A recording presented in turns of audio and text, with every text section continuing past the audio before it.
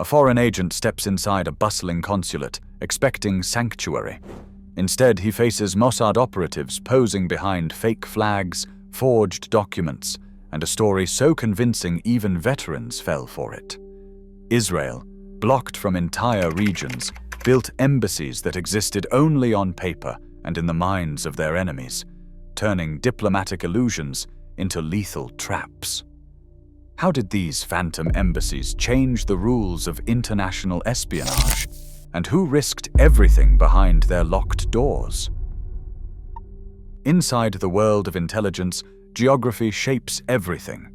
For Israel, the map was a wall. In the decades following its founding, Israeli diplomats and spies found doors closed across the Middle East, North Africa, and much of Asia. No embassies meant no official presence, no safe houses, no diplomatic pouches, no legal immunity. Agents operated in countries where a single misstep could mean arrest, torture, or death, with no government able to claim them. During the Cold War, the stakes soared higher. The Soviet Union armed Israel's enemies and flooded the region with its own operatives. Western intelligence agencies, wary of provoking Moscow, often kept their distance. Mossad officers found themselves isolated, forced to improvise in hostile capitals where even a phone call home might trigger surveillance. Traditional espionage platforms, embassies, consulates, trade missions were off limits. Israel's rivals, by contrast, enjoyed full diplomatic cover, moving agents and materiel with the protection of international law. The imbalance left Mossad exposed, unable to match adversaries who could operate in daylight behind real flags and real seals. Without the shield of diplomatic status, every operation carried sovereign risk. A captured agent would not be exchanged quietly. Headlines and courtrooms awaited. In this climate, the need for new tools became urgent. The agency's survival depended on finding ways to create the illusion of legitimacy where none existed, to turn isolation into opportunity. Inside Mossad headquarters, the calculus was clear. The old playbook had failed. Traditional covers like journalists, businessmen, and even students could no longer guarantee safety or plausible deniability in enemy capitals. Each time an agent was caught without diplomatic protection, the fallout was public and brutal. Internal memos described the exposure not just as a tactical setback, but as a strategic liability for Israel's entire intelligence posture. In closed-door meetings, Mossad chiefs pressed the urgency of the problem to political overseers. The agency needed a way to operate in plain sight, to match adversaries who could hide behind real embassies and legal immunity. The idea of fabricating entire diplomatic fronts, complete with forged credentials, phone lines, and staged staff, began as a desperate proposal. The suggestion drew sharp debate among ministers who worried a single misstep could trigger international scandal or worse, retaliation against real Israeli diplomats abroad. Yet the alternatives were bleak. Without new tools, Mossad would remain outmatched, forced to improvise in hostile terrain with shrinking margins for error. After weeks of deliberation, the political leadership gave quiet approval for the agency to pursue sophisticated facade operations. The directive was never written in public record, but the message was unmistakable. Necessity outweighed convention. Mossad was now authorized to construct illusions convincing enough to withstand scrutiny and to use them as weapons in the shadow war. A convincing embassy begins with the smallest details. Mossad logistics teams scoured city blocks for properties that could pass as diplomatic outposts, quiet streets, discreet entrances, the right distance from real government buildings. Once a location was secured, the transformation began. Flags were custom ordered, stitched to match official patterns down to the thread count. Brass plaques bearing invented seals arrived from workshops that usually supplied real ministries.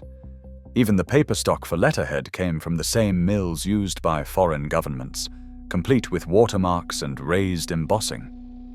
Telephones were installed with direct lines routed through private branch exchanges, so calls dialed the correct country code and rang with the clipped efficiency of a true consulate. Receptionists answered in flawless accents, following scripts rehearsed for weeks. Voicemail greetings, recorded in native tongues, provided another layer of authenticity. Staff selection was just as precise. Agents with immigrant backgrounds, fluent in the target language, were assigned as ambassadors and attaches. Each had a cover biography, sometimes built over years, detailing education, family, and diplomatic postings.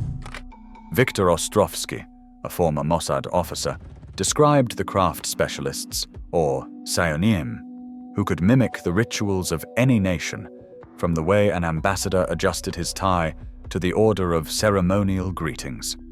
Psionim were trained to perform every gesture with exactitude. Every surface, every signature, every phrase exchanged in the waiting area was calibrated for credibility. Even the magazines in the lobby were chosen to match the reading habits of the target country's elite. The illusion had to hold up under the scrutiny of professional spies, not just casual visitors. By the time the embassy opened its doors, the stage was set for a performance where a single misstep could unravel months of preparation. Inside Mossad's headquarters, intelligence analysts sifted through mountains of intercepted calls, travel records, and financial traces. Each fragment built a living dossier, a pattern of flights, a preferred hotel chain, a string of coded messages. Signals intelligence flagged couriers who slipped through airports at odd hours, or diplomats whose routes never quite matched their paperwork. The profiles grew sharper with every data stream, until a name or face stood out: a courier for a nuclear procurement network, a suspected handler for enemy agents, a middleman with access to restricted technology. The next step was psychological. Mossad's teams studied how targets responded to status, urgency, and fear.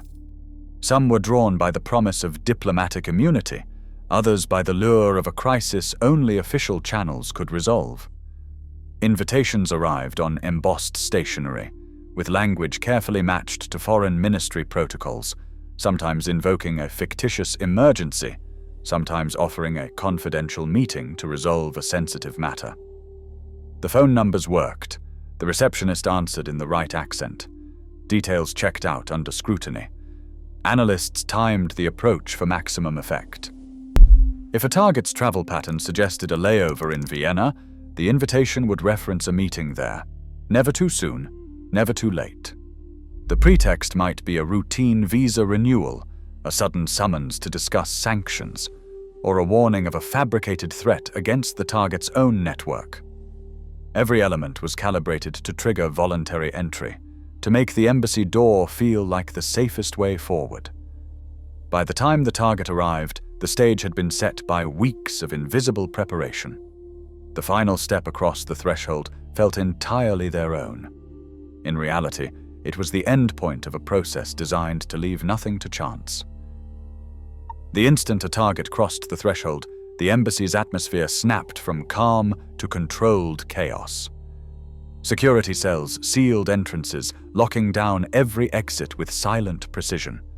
Recording rigs captured every word and gesture, feeding live footage to analysts in a back room. Document specialists moved fast, spreading out passports, coded notebooks, and courier slips across a triage table. Each item was photographed, scanned, and tested for hidden data. Interrogation began within seconds. Questions short, answers forced, every minute counted. Most debriefs wrapped in under an hour. Outside, drivers waited in idling cars, routes mapped and rehearsed. The extraction team switched vehicles twice, sometimes using decoy convoys or fake ambulances to shake surveillance. By the time local authorities realized something was wrong, the embassy was empty, clean, silent, and stripped of evidence. The entire operation vanished as quickly as it had appeared. A Soviet courier in Brussels in 1983 answered an invitation stamped with the Belgian consulate's seal. Inside, Mossad operatives waited. Surveillance had tracked his movements for weeks, and the sting dismantled a courier route supplying Soviet illegals across Western Europe. Intelligence from the operation forced Moscow to reroute agents and revise security protocols. In Zurich in 2004, Iranian procurement officers walked into a visa office that existed only on paper. Swiss police nearly uncovered the setup, but Mossad exfiltrated both evidence and personnel before authorities arrived. Each case, as chronicled by Yossi Melman and others, reveals the reach of these phantom embassies, not just as traps, but as instruments that mapped networks, intercepted technology flows, and exposed vulnerabilities in adversary operations. The risk of exposure was constant, but the payoff, disrupting entire intelligence pipelines, reshaped the balance of power in the shadows. In an era when digital deception blurs the line between fact and fiction, the playbook of manufactured embassies shapes how nations battle unseen threats. Today, every shadow embassy, real or rumored, reminds us that in modern espionage, trust is a weapon and illusion is currency. What would you fall for?